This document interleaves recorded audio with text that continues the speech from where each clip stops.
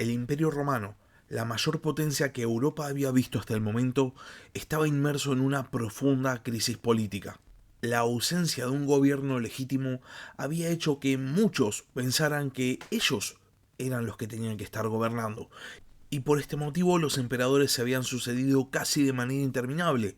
Siempre había un nuevo pretendiente, siempre había un nuevo usurpador.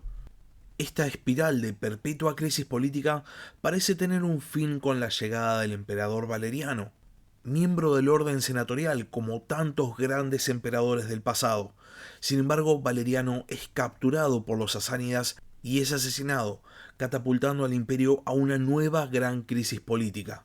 Su hijo Galieno asume el gobierno de un imperio convulsionado y tiene que hacer frente desde casi el día 1 a un gran número de nuevas rebeliones.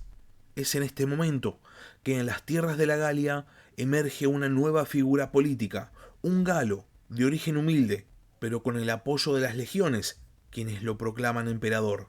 Este galo, llamado Póstumo, va a aceptar el nombramiento, pero no va a intentar convertirse en emperador de Roma. No, Roma ya gobernó la Galia demasiado tiempo.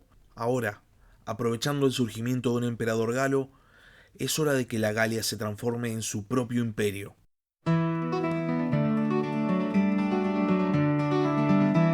Hola a todos, sean bienvenidos al podcast de historia La Barba Roja de Barba Roja.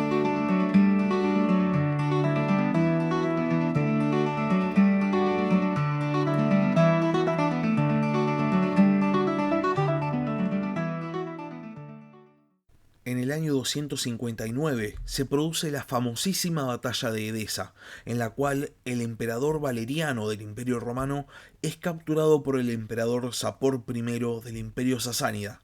De más está decir que esto fue un evento enormemente traumático para el Imperio Romano, sobre todo si tenemos en cuenta que nunca antes y nunca después un emperador romano fue tomado prisionero y murió en cautiverio. Para colmo, esta derrota de Valeriano no podía llegar en peor momento. Valeriano había ascendido al trono imperial como una esperanza de estabilidad política. Después de todo, Valeriano no solamente provenía del orden senatorial, sino que además era miembro de la gens Licinia, la misma familia a la que había pertenecido Marco Licinio Craso. Y estos inequívocos símbolos políticos habían dado cierta esperanza a los romanos. Pero esa esperanza queda trunca, porque Valeriano es capturado y es ejecutado, y el imperio entra nuevamente en una gran espiral de crisis. Y así como había pasado en tantos otros momentos dentro de esta gran crisis del siglo III, hay muchos romanos que piensan que tal vez el imperio estaría mejor en sus manos, y entonces se producen rebeliones, y hay muchos emperadores autoproclamados que combaten contra el poder central de Galieno, heredero de Valeriano. Ahora bien, dentro de toda esta espiral de crisis política, aparece una figura llamada Póstumo, un general de la Galia, quien, al igual que tantos otros, es proclamado emperador por sus tropas. Póstumo acepta la proclamación, pero decide no intentar ser emperador de Roma, sino fundar su propio imperio. Y de esta manera, en el año 260, crea lo que se llama el Imperio Galo o el Imperio Galo-Romano, causando de facto la primera división del Imperio Romano. Ahora bien, no es casualidad que Póstumo haya decidido intentar formar su propio imperio en la Galia en vez de perseguir el gobierno de toda Roma. Póstumo era de origen galo y era también de origen humilde. Su lealtad estaba atada a su provincia, la cual había caído bajo el gobierno de Roma hacía casi 300 años, gracias a las campañas de Julio César, y por ende la población estaba muy latinizada, pero sin embargo parecía retener un gran sentimiento de unidad. Para el emperador de Roma, Galieno, la proclamación de Póstumo como emperador de la Galia no podía llegar en peor momento.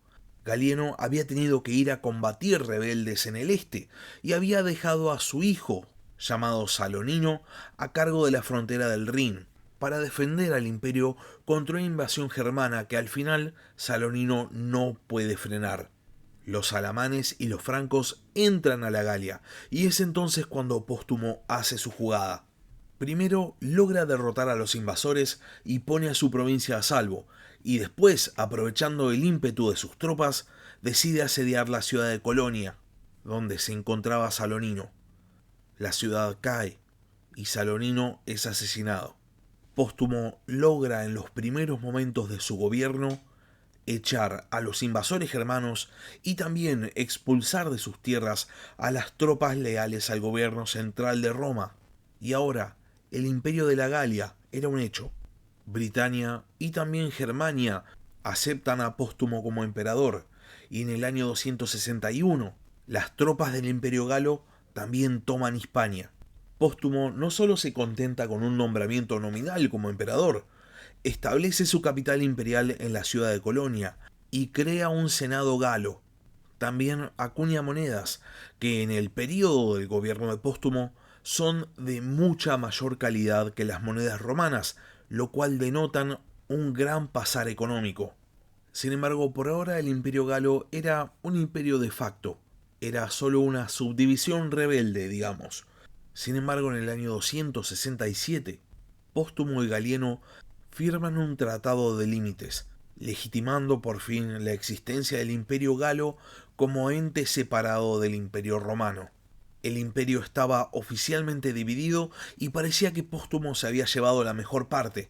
Inclusive va a haber generales de Galieno que van a intentar rebelarse y pasarse al bando de Póstumo, como es el caso del general rebelde Aureolo, quien se atrinchera en la ciudad de Mediolano, y entonces Galieno tiene que ir a asediar esa ciudad, y en el asedio es asesinado, siendo sucedido por el emperador Claudio II.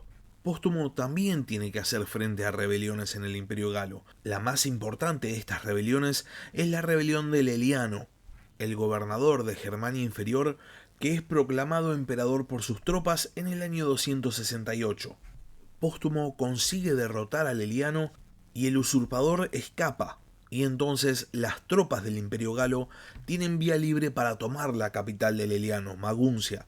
Sin embargo, Póstumo impide a sus tropas saquear la ciudad y entonces es asesinado. Las tropas del imperio galo nombran a un nuevo emperador llamado Marco Aurelio Mario, quien gobierna muy pocos días y después es asesinado, siendo sucedido por el prefecto del pretorio de Póstumo llamado Victorino. Victorino, al igual que Póstumo, pertenecía a una familia de la Galia, pero él era perteneciente a la nobleza. Su madre, Victoria, era pariente de Póstumo. Victorino había realizado la típica carrera de un noble de provincia y había terminado como miembro de la caballería imperial bajo el mando del general Aureolo, aquel que se había rebelado contra Galieno. De hecho, Victorino pasa bastante tiempo en el bando de Galieno y participa en la invasión que el gobierno central de Roma realiza a la Galia en el año 264. Pero en ese momento, aparentemente por ciertas cosas que presencia en la campaña, decide pasarse de bando y jura lealtad a Póstumo. Póstumo, supuestamente gracias a la intervención de Victoria, no solo toma bajo su servicio a Victorino, sino que también le asigna posiciones muy importantes, entre ellas la de prefecto del pretorio, y en el momento posterior a la derrota de Leliano a manos de Póstumo, es Victorino quien va a perseguirlo, motivo por el cual cuando Póstumo es asesinado, Victorino no está ahí para defenderlo en su calidad de líder de los pretorianos. Ahora bien, para el momento del ascenso de Victorino al trono imperial, el imperio galo se había achicado.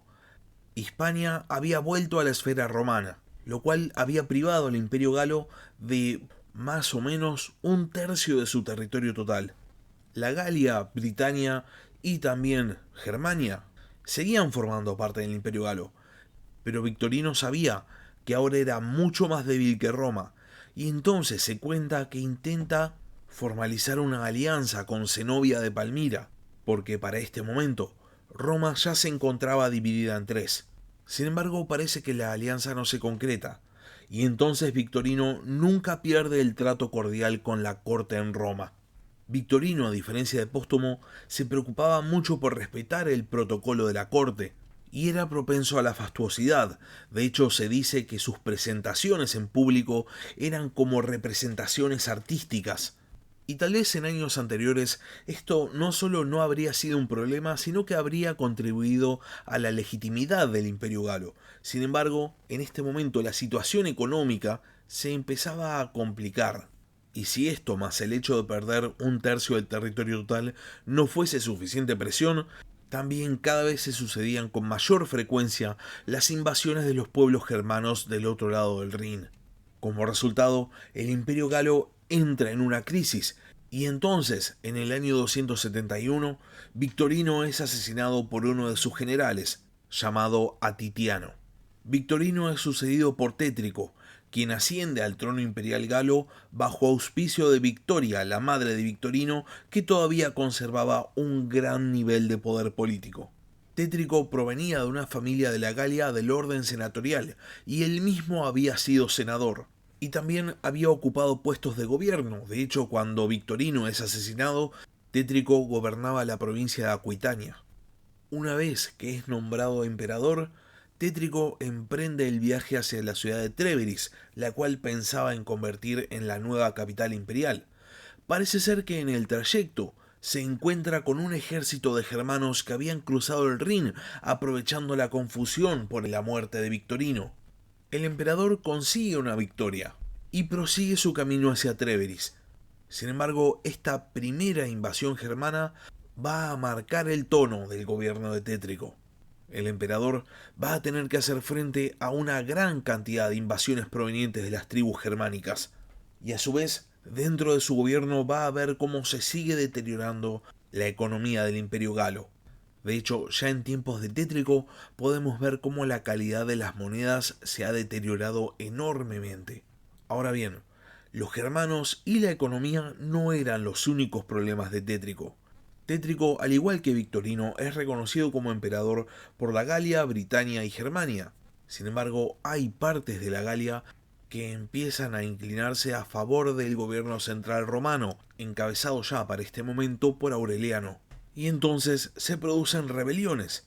El emperador responde a esta crisis nombrando a un César, a un coemperador, su propio hijo, Tétrico II.